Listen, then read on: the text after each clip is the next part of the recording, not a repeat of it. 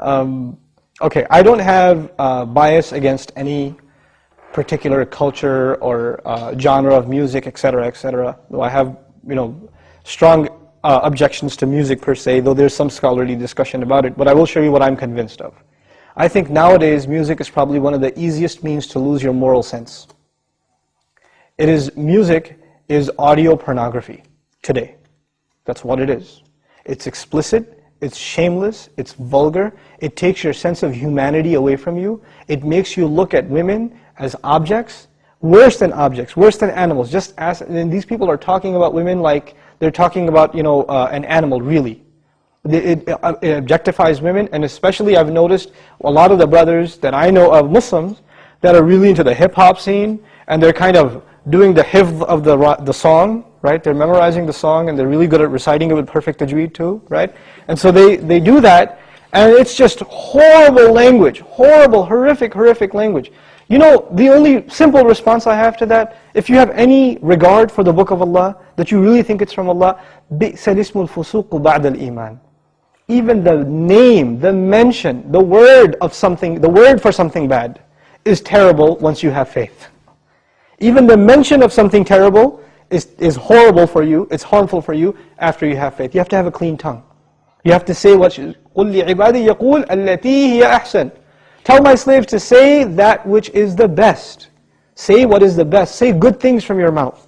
So this is the first thing. When you say horrible things, and you say things that are in direct contradiction to the moral gauge Allah gifted us with, then obviously you're deviating from your natural fitrah, your predisposition to turn to Allah. And when you constantly listen to garbage like that, then you get deviated.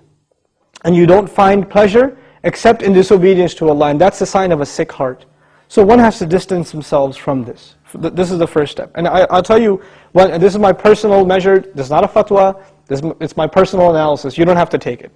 But if a person finds listening to the Qur'an annoying, after they've been listening to hip-hop and this and that for a long time, and as soon as somebody puts the Qur'an on in the car, you know what they say?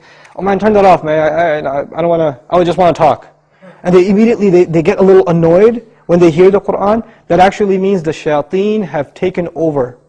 And they're constantly making waswas out of this person. Because what do the shayateen hate the most? Yes, they hate the Qur'an. They hate the word of Allah. They flee, it hurts them. So you know what they do? Because this person has let the shayateen, the devils, into his heart, they start pinching at his heart when he hears Qur'an, and he says, I don't want to hear this.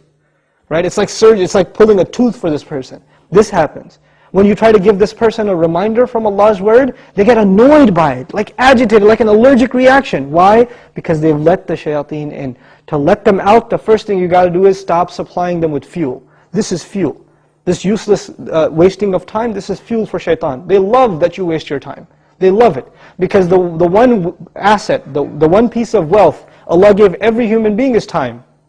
And what is music and TV and YouTube and Facebook and MySpace and like Twitter and whatever else? If you're spending hours and hours and hours on this stuff, what is it except destroying your time? It's taking that one asset away from you. Shaitan would love nothing more. May Allah subhanahu wa ta'ala give you the strength to get away from these temptations. My advice that I keep going over, I can't get enough of giving this advice, find better friends. Find company that is not into these things and try to spend more time with them, and inshallah you'll wean yourself off of these habits. Bi-idhnillah.